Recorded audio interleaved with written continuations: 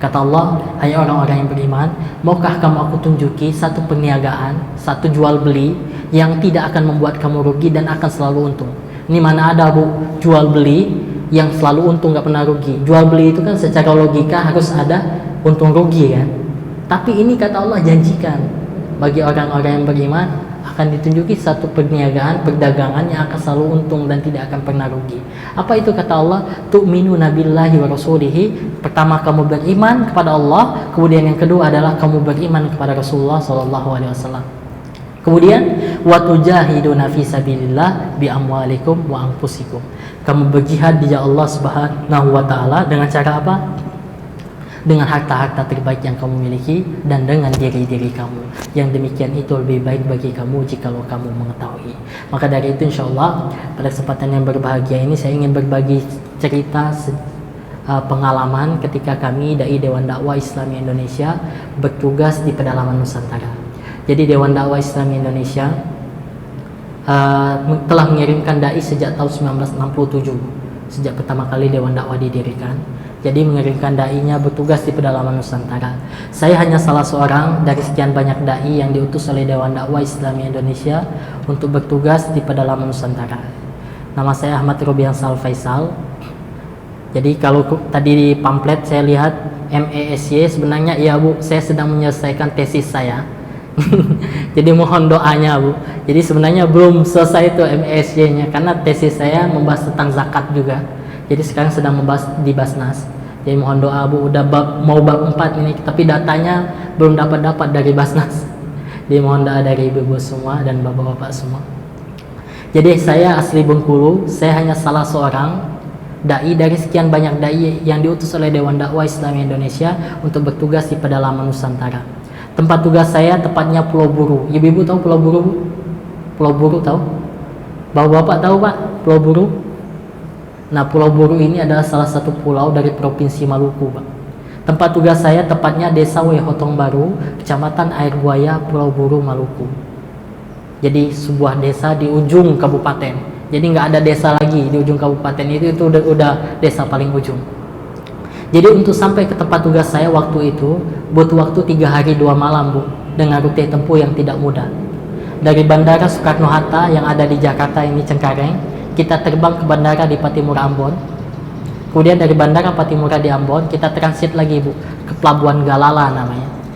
Pelabuhan Galala, kemudian kita numpang kapal feri 12 jam perjalanan laut bu di atas kapal feri yang penuh sesak. Di sebelah ini ayam beserta dengan tai ayam bu. Karena kita duduk di tangga ini, saya ingat betul itu Ustadz Hadid di bawah, Ustadz Tamim yang ada di atas, saya di tengah-tengah. Saya bilang kalau Ustadz Tamim mabuk, maka kepala saya jadi tempat mabuknya. Kalau saya mabuk, Ustadz Hadid jadi tempat mabuk saya bilang. Sebab apa tai ayam ini di sebelah ini bu. Saya ingat betul waktu itu 12 jam perjalanan laut. Kemudian kami berlabuh di Pelabuhan Namlea namanya. Pelabuhan Namlea ini salah satu pelabuhan di Pulau Buru. Jadi dari Pelabuhan Namlea kita naik lagi motor melewati jalan yang berliku, kemudian bahkan menembus puluhan sungai, entah berapa puluh sungai waktu itu. Tapi terkadang tidak ada jembatannya bu, nggak ada jembatannya seperti ini, kira-kira seperti ini. Bahkan tak jarang kami gulung celana kami berbasah-basahan dengan air sungai, karena dalamnya sungai sebatas paha. Jadi kadang bukan kita yang naik motor bu, tapi motor yang naik kita. Kenapa? Karena harus kita angkut, nggak bisa lewat sungai. Kadang kita minjam pontong, kalau kata kita apa ya, rakit. Jadi kadang kita lewat rakit bu untuk bisa menyeberang sungai. Kadang kita meminjam bulldozer yang mobil skop seperti ini bu. Jadi motornya kita angkat, kita naikkan ke atas ini, kemudian kita pindahkan ke seberang sungai. Sampai di seberang sungai, masuk lagi jalan setapak kira-kira seperti ini bu. Jalan setapak seperti ini, yang kiri kanan hanya ada hutan dan pegunungan. Kadang kita yang dorong motor ini karena macet nih nggak bisa dinaikin ya. Kemudian sampai di ujung jalan ada sebuah kampung namanya waktu itu Desa Wairuba. Desa Wairuba. Saya pikir di sana tempat saya bertugas, ternyata belum sampai Pak Bu. Ternyata dari sana kita naik lagi sampan yang kecil. Kalau kata kita ketinting Bu. Ketinting, sampan kecil yang punya mesin 5 PK kembali membelah lautan yang tak jarang ukuran ombaknya lebih besar daripada sampan yang kami naiki. Nah, kira-kira seperti ini. Kok nggak jalan ya? Nah, kita seperti ini Bu. Ini gambaran ketintingnya. Ini muat cuman waktu itu 5 orang kalau nggak salah. Terkadang ombaknya lebih besar daripada sampan yang kami naiki. Kadang kita masuk ke dalam laut, muncul lagi, masuk, muncul lagi ya. Alhamdulillah, ini berkat izin Allah, Bu. Sampai juga kami di tempat tugas. Namanya Desa Wehotong Baru. Nah, Ibu-ibu. Desa Wehotong Baru ini seluruh masyarakatnya Pak Bu adalah mualaf suku Buru asli. Tidak ada listrik di sana. Tidak ada sinyal handphone. Jangan bayangin internet dah. Karena internet juga nggak ada. Yang ada di sekeliling itu hanya ada hutan, pegunungan dan laut. Apa yang kami lakukan ketika kami sampai di sana? Awalnya kami bingung mau ngapain kami ini. Tetapi pada sore hari asarnya ketika kami datang ke masjid, ternyata sudah duduk 80 anak-anak mualaf. Ini udah duduk antri di masjid ingin belajar mengaji karena sebelumnya tidak ada guru ngaji, Pak Bu. Saya ingat betul ketika itu jumlah ikro cuma ada 5, Bu. Santri ada 80. Tapi semangat anak-anak di sana yang begitu besar, mereka rela antri mengaji, Bu. Dari jam 5 sore sampai dari jam 3 sore sampai jam 9 malam. Bergantian 5 ikro, anak 80 tadi, Bu. Gurunya saya sendiri, Bu. Tapi alhamdulillah semangat mereka yang begitu besar membuat kita semangat juga jadinya. Karena di sana tidak ada listrik, hanya berterangkan lampu pelita, Bu. Jadi dengan lampu pelita, alhamdulillah dengan hanya 5 ikro, 80 anak gantian. Namun semangat mereka menghancurkan segala kendala. Buktinya apa? Sekarang rata-rata anak di sana sudah pasti membaca Al-Quran. Bahkan 2 di antara anak-anak di sana sudah hampir hafal 2 juz. Alhamdulillah. Kemudian ini gambar pembinaan kepada ibu-ibu di sana, Bu.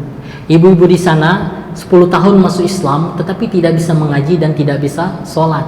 Bukan lantaran mereka tidak mau belajar mengaji, Bu, dan tidak mau belajar sholat, bukan. Tetapi tidak ada ustadz, tidak ada dai yang mengajari mereka mengaji dan mengajari mereka untuk sholat. Ketika kami datang ke sana, kami ajak, ibu ayo ikut pengajian di masjid, ibu ayo ikut belajar sholat dan mengaji di masjid. Apa jawab sang ibu? Ustaz, katong sangat ingin pergi belajar mengaji, Ustaz. Katong sangat ingin belajar sholat bersama Ustaz di masjid, tetapi katong malu. Katong itu kalau kata kita kami ya, kami. Terus saya tanya kepada ibu-ibu di sana, kenapa ibu-ibu malu, Bu? Katong malu, Ustaz. Katong sing ada jilbab pak mengaji, Ustaz. Katong sing ada mukena pak belajar sholat bersama Ustaz di masjid. Katong malu untuk datang ke masjid. Kami tidak ada jilbab, Ustaz. Kami tidak ada mukena untuk belajar sholat dan mengaji bersama Ustaz di masjid. Masya Allah, hanya lantaran tidak ada jilbab dan tidak ada mukena menghalangi niat suci ibu-ibu di sana untuk belajar sholat dan mengaji di masjid. Nama Masya Allah, ada saja pertolongan Allah lewat tangan-tangan para muhsinin. Ini ketika kita bagikan jilbab, jadi ini jilbab kita bagikan dan mukena serta buku-buku Islam kepada ibu-ibu di sana. Alhamdulillah, lagi-lagi semangat mereka menghancurkan segala kendala. Buktinya apa? Sekarang mayoritas ibu-ibu di sana sudah pasti membaca Al-Quran. Mau lihat ibu-ibunya sekarang, Bu? Nih. Nah, ini ibu-ibunya sekarang, alhamdulillah. Bahkan mereka sudah hampir hafal, Bu, 1 juz, Bu, juz 30. Bahkan 20. Terakhir saya tanya, karena adik kelas saya yang bertugas di sana, Ustadz Hasan bilang sekarang sudah 27 surat dari juz amma. Jadi tinggal beberapa surat lagi mereka sudah bisa hafal 1 juz. Kemudian Bapak-bapak, ini gambar yang sederhana, ini gambar ketika saya khotib Jumat, Bu. Tapi jangan jangan pandang gambarnya. Kenapa? Sebab tidak ada yang istimewa dari gambar ini. Tapi ketahuilah, Bu, di pedalaman sana ada desa ini, bahkan berpuluh-puluh desa di pedalaman sana hampir sepanjang tahun. Ini hampir sepanjang tahun tidak melaksanakan sholat Jumat. Sepanjang tahun. Bukan lantaran mereka tidak mau, bukan. Tetapi tidak ada khotib yang memimpin mereka melakukan kewajiban sholat Jumat. Saya ingat betul ketika pertama kali datang itu jumlah jamaah cuma 5, Bu. Saya, kemudian 2 orang mudin, tukang azan dan tukang pukul beduk, 1 orang imam dan seorang anak kecil. Tetapi kami tidak putus asa, kami ajak terus dari Jumat ke Jumat, dari bulan ke bulan, alhamdulillah sampai sekarang. Sholat Jumat ditegakkan terus di sana. Alhamdulillah juga, Bu. Kami jadi khotib tetap karena tidak ada khotib pengganti di sana. Jadi dai kita jadi khotib tetap di sana. Kemudian, nah selain saya katakan tadi, ada banyak lagi dai-dai lain. Di antaranya, ini Ustadz Robitoh Alam Islami bertugas di Pulau Kera. Tahu Pulau Kera, Bu? Di Nusa Tenggara Timur. Ibu-ibu pernah nonton film Laskar Pelangi?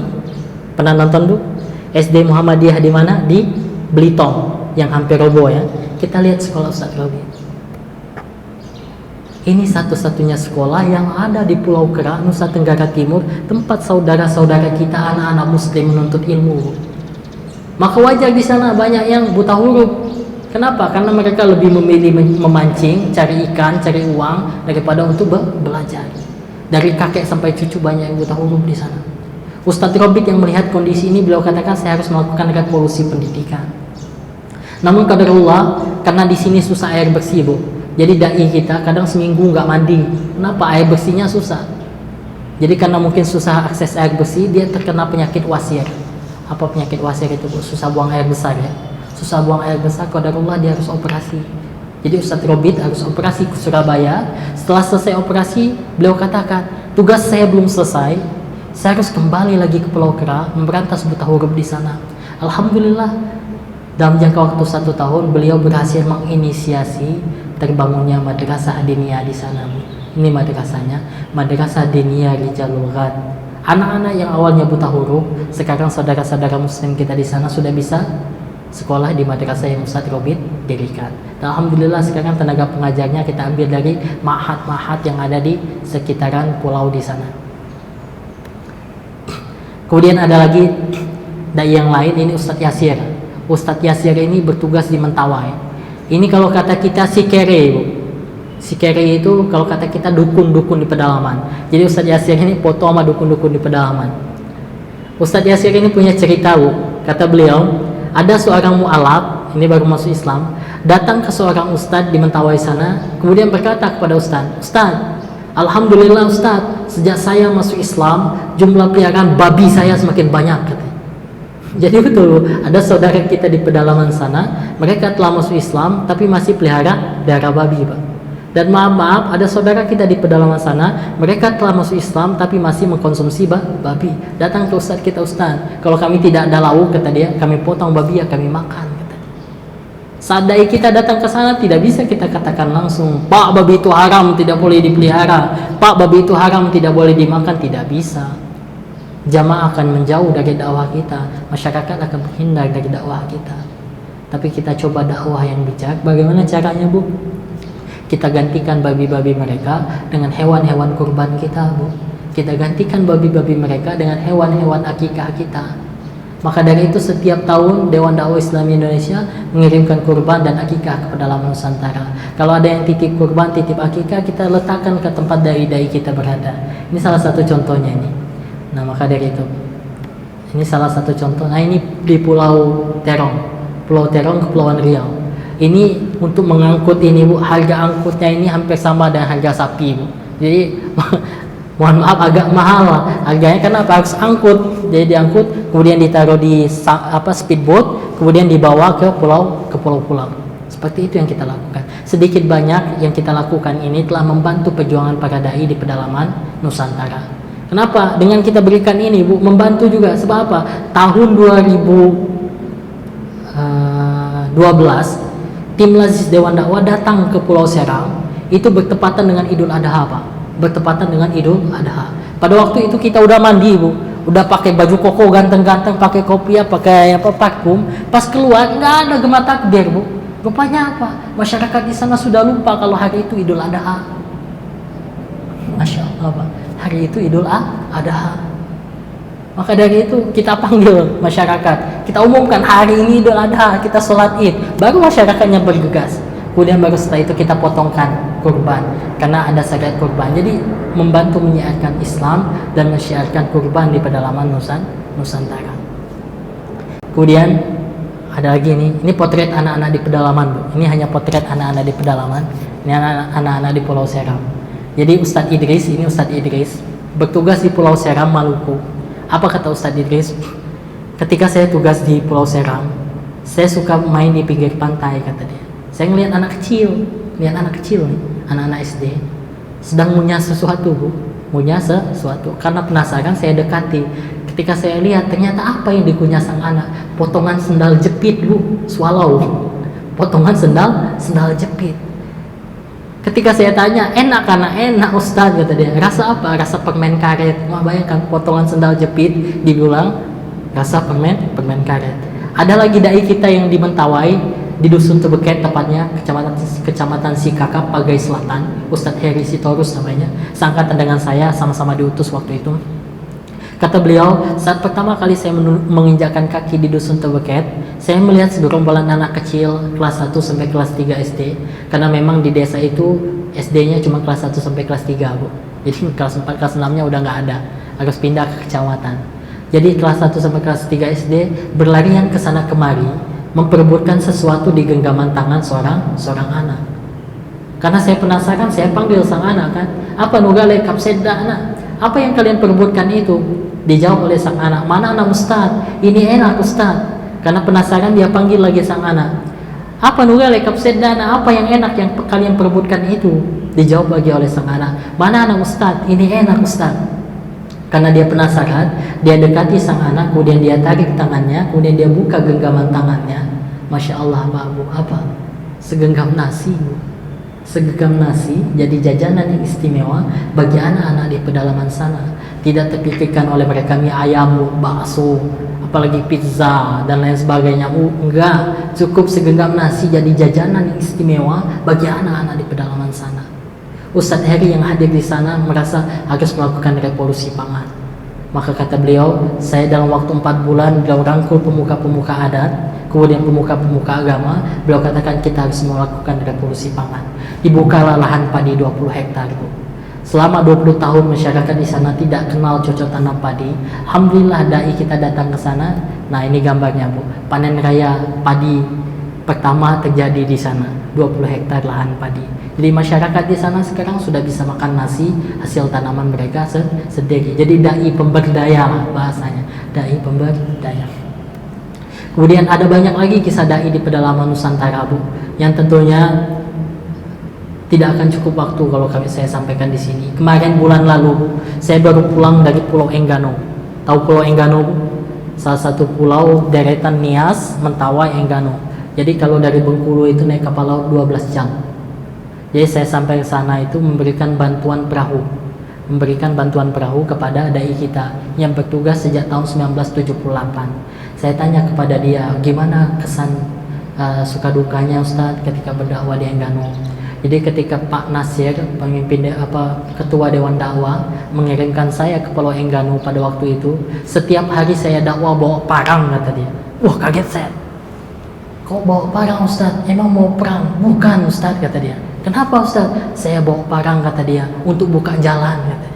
Karena semak belukar, Bu, untuk sampai satu desa ke desa yang lain harus bawa parang, harus buka jalan semak belukar tahun 78 di Pulau Enggano. Saya datang ke sana kemarin 2016 itu masih hutan, Bu. Tahun 78 hutannya seperti apa kita nggak kebayang kan? Bahkan Ustadz, kata dia, saya pernah kalau mau ke desa tetangga itu harus nyebrang sungai. Kenapa? Karena kadang rakitnya ada di sana, kadang ada di sini Ustadz. Kalau lagi di sana ya saya berenang, kata dia. Berenang dan di sungai itu ada buayanya Ustadz. Masya Allah. Ini perjuangan dakwah dai kita di pedalaman ini. Ada buayanya Ustadz. Ada yang mati Ustadz, pernah ada Ustadz, kata dia. Mati dimakan buaya, pernah ada, kata dia. Makanya Ustadz, saya lebih memilih kalau lagi surut air laut, saya lebih memilih lewat pinggir laut, kata dia. Pernah Ustadz, kata dia, saya berangkat jam 8 pagi Ustadz, sampai di tempat tugas itu jam 4 sore. Berapa jam jalan kaki itu ya? 1, 2, 3, 4, 5, 6, 7, 8 jam jalan kaki, Bu. Masya Allah, perjuangan para dai kita di pedalaman Nusantara. Ada dai kita di NTT, Bu, Ustadz Syuhada Bahri, Ketua Umum Dewan Dakwah yang lalu, datang ke sana melihat seorang dai yang 10 hari hanya makan daun-daunan, Bu. 10 hari hanya makan daun-daunan, Pak. Ketika ditanya kepada sang dai, Ustadz, kenapa kamu 10 hari makan daun? Uang kamu mana? Beras kamu mana? Apa jawab sang dai, Ustadz? Uang saya sudah habis, Ustadz. Beras saya sudah habis, Ustadz. Kemudian apa kata Ustadz Syuhada? Kenapa kamu tidak coba pinjam atau minta dengan jamaah? Apa jawab sang dai, Ustadz? Bagaimana mungkin saya tega minta dengan jamaah, Ustadz? Saya malu. Sementara jamaah lebih miskin daripada saya, Ustadz. Masya Allah. Kemudian apa jawab Ustadz Syuhada Bahri? Mungkin kasihan terhadap sang dai. Dia bilang kepada sang dai, Ustadz, kamu menderita tugas di sini, kata dia. Kamu tidak usah tugas di sini lagi. Kamu pindah saja ke kecamatan atau pindah saja ke kota, kata Ustadz Syuhada Bahri kepada dai tersebut. Kemudian Masya Allah, apa jawaban sang dai? Ustadz, Jangan pisahkan saya dengan Allah.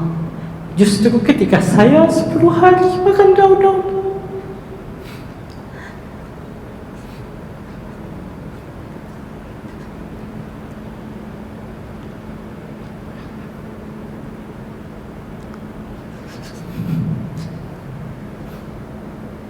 apa Bapak? Justru ketika saya 10 hari makan daun-daunan, justru ketika itu saya merasa dekat dengan Allah. Jadi jangan pisahkan saya dengan Allah. Itu jawaban sang dai kepada Ustaz Suhada pada waktu itu. Masya Allah, pengorbanan para dai dalam Nusantara. Tanggung jawab dakwah ini bukan hanya ada pada para dai. Para dai telah mengorbankan waktu jahidun fisabilillah bi amwalikum wa anfusikum. Mereka telah mengorbankan diri-diri mereka berdakwah berdakwah di pedalaman Nusantara dengan keterbatasan yang ada. Namun mereka mencoba tetap berdakwah di pedalaman Nusantara. Hadirin sekalian, salat dirahmati Allah. Maka dari itu yang ingin saya katakan juga pada kesempatan yang berbahagia ini, tanggung jawab dakwah ini bukan hanya ada pada para dai, bukan. Kalau tanggung jawab dakwah hanya ada pada dai, niscaya Islam tidak akan sampai ke Indonesia. Islam tidak akan sampai ke Indonesia. Coba kita pikir bagaimana Islam bisa sampai ke Indonesia dari Mekah. Tentu banyak pengorbanan harta, kemudian pengorbanan jiwa yang dilakukan untuk tersebarnya agama Islam di seluruh dunia. Maka dari itu tanggung jawab dakwah ini adalah kewajiban kita bersama. Pertanyaan pada diri kita, apakah kita akan berdiam diri, tidak membantu perjuangan dakwah sementara para sahabat telah menjadi syahid, bahkan sebagian sahabat menjadi syahid dan sahabiah menjadi janda-janda. Kenapa? Karena dia memperjuangkan diri mereka untuk agama Islam. Apakah kita akan tenang? Apakah kita akan berdiam diri saja? Maka dari itu tanggung jawab dakwah ini adalah kewajiban kita semua. Maka dari itu kita harus ambil kewajiban dakwah ini. Saya tidak berkata dengan mengajak jamaah sekalian atau hadirin sekalian untuk datang sama-sama ke pedalaman Nusantara, tidak. Sebab apa? Sebab saya tahu setiap kita punya kesibukan masing-masing. Ada yang berdagang, ada yang bekerja dan lain sebagainya. Maka kata Allah, cukup dengan apa? Cukup dengan menginfakkan sebagian hartanya di jalan Allah Subhanahu wa taala untuk membersamai perjuangan para dai di pedalaman Nusantara. Saya sudah jelaskan panjang lebar tadi tentang keutamaan sedekah di jalan Allah Subhanahu wa taala. Kenapa sedekah di jalan Allah itu begitu penting? Maka sekarang kita mari ambil bagian untuk sama-sama berinfak di jalan Allah Subhanahu wa taala. Para dai kita bekali setiap 1 tahun itu satu dai-nya 15 juta. Karena setiap dai setiap bulan dibekali 1 juta rupiah. Setiap dai 1 juta rupiah. Waktu angkatan saya waktu itu 900.000 rupiah, Bu. Kalau matematika dunia cukup nggak bakal cukup matematika dunia, tapi matematika Allah yang kita pakai. Sebab apa? Kalau saya dari tempat tugas Desa Wehotong itu untuk ambil uang KTM itu bolak-balik habis 700.000, Bu. Sisa 200.000. 1 bulan 200.000 cukup, Bu? Gak cukup kalau matematika dunia. Tapi alhamdulillah buktinya sampai sekarang saya bisa gemuk seperti ini, Bu. Kenapa? Karena berkat keberkahan dari Allah Subhanahu wa taala. Karena dari itu bagi hadirin dan jamaah sekalian yang siap untuk berimpak di Allah, silakan berimpak di Allah. Itu saya sampaikan tadi, satu dai-nya itu 1 tahun 15 juta. Kemudian sebelum dai diberangkatkan ke pedalaman, kita cetak dulu, Bu, dai-dainya. Termasuk saya, alumni Sekolah Tinggi Ilmu Dakwah Muhammad Nasir Dewan Dakwah Islami Indonesia. Jadi dididik selama 4 tahun di sana, kemudian 2 tahun di asrama, kemudian 2 tahun tinggal di masjid-masjid sebagaimana saya sebutkan tadi. Itu beasiswa, Bu, dari dana zakat infak sedekah.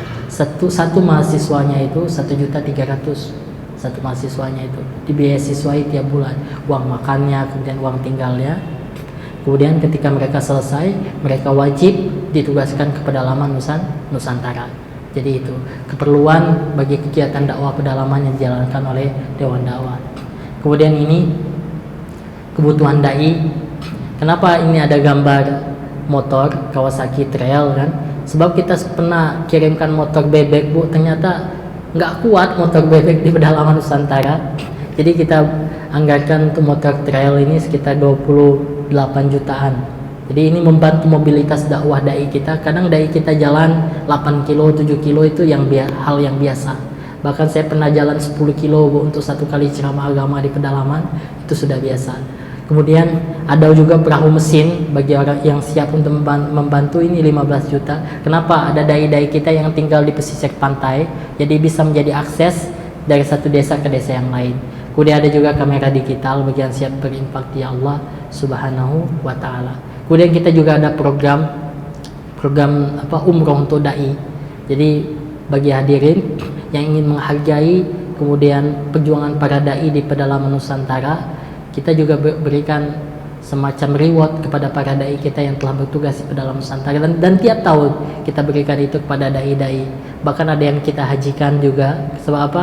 Karena untuk menghargai pengorbanan dan perjuangan para dai di pedalaman Nusantara. Mungkin nanti kalau bagi yang ingin berinfak, bersedekah, membantu perjuangan dakwah, dapat salurkan melalui Al-Hujjah dengan nomor rekening yang telah disediakan oleh Al-Hujjah, karena insyaallah Al-Hujjah akan bekerja sama membantu perjuangan dakwah yang dilakukan oleh Dewan Dakwah Islamiyah Indonesia. Mungkin itu saja yang dapat saya sampaikan pada kesempatan yang berbahagia ini.